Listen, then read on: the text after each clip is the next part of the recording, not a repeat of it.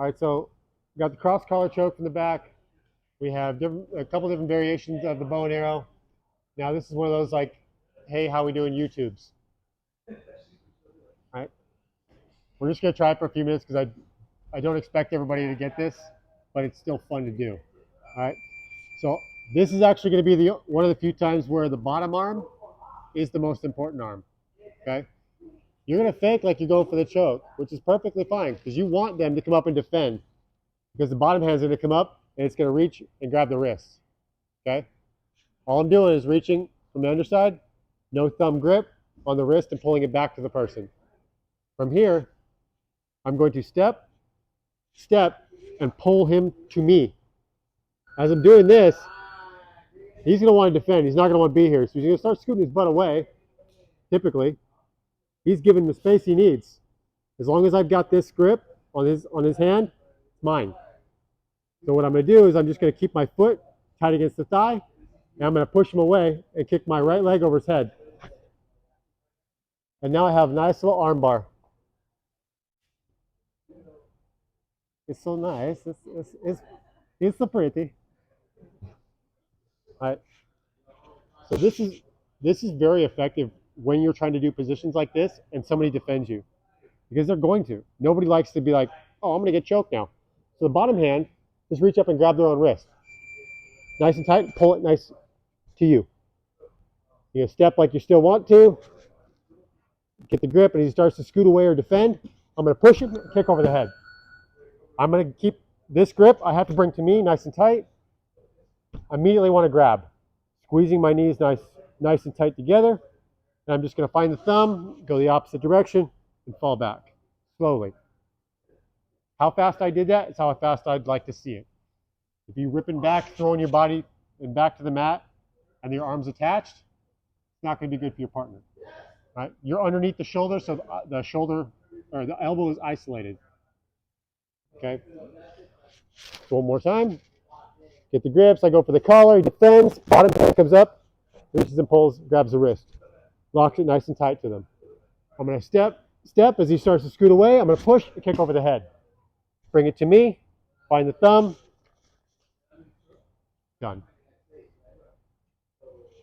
This one I make look extremely easy.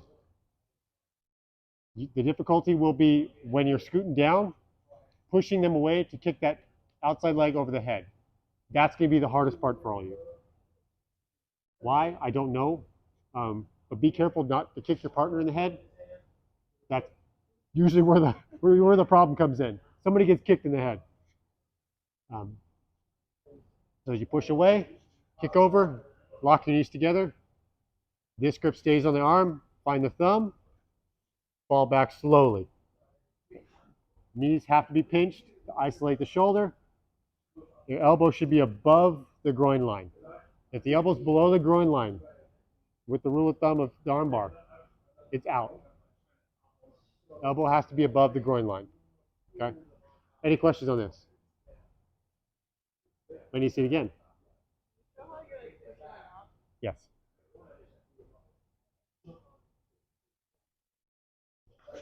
Grip, collar, goes for this, goes to defend. Reach up, grab in. I'm going to step. All I'm doing with the shove or with the push is I'm just pushing him away here as he's scooting. So I'm just shoving him, extending out to the length of my arms. I'm just going to let go of the collar, kick over the head here. So you can actually use this right arm right here to push my face away to help bring that leg over to you. Yeah. If that helps. If that helps too. That's how I do it. So come in, as I kick. As I push away, I can bring my hand up, mash down, step over the head. Just like Coach Jay was saying. That may be easier for some of you. If you can gable grip your own hands, perfect. If you want to use your extra hand here, lock on, just to find the hand and the thumb, and you can just slide back.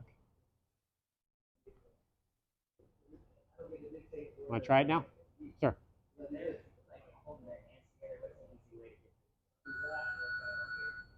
Yes, sir. All right. This is my favorite grip break. If you get to this position, your legs are going to be on either side of the arm. I'm going to find the knuckles.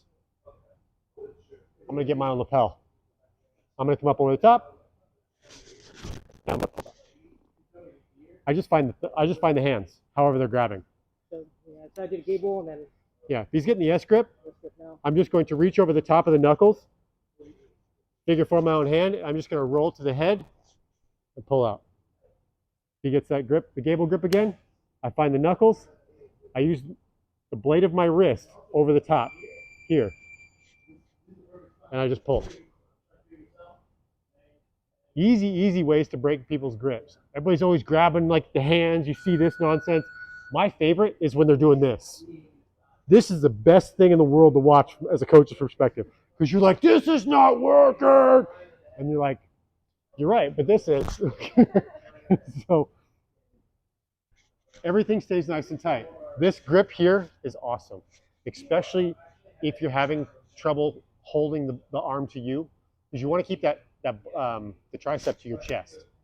So if I can keep that there, use your third hand, lock it in, and that way when you reach underneath the knuckles, you can then come back and then pull. I'm not saying go 1,000,000% on that grip, but give a look, give a good look. Okay. Any questions on this one? This one's quite fun to do. It really does work. All right, let's try it out. Don't kick anybody in the head. All right, on 3, 2, 3.